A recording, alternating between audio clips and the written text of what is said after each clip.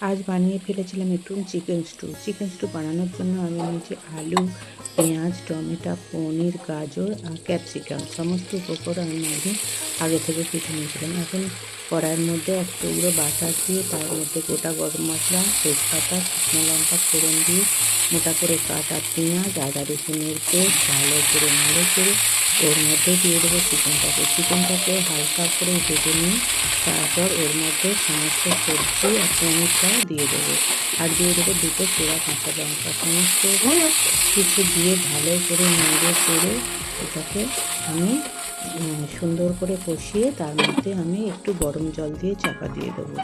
এখন আমার 15 মিনিট পরে সমস্ত উপকরণই সেদ্ধ হয়ে গেছে। ওর মধ্যে আমি একটু দিয়ে দেবো বাটারের আর একটা কিউব।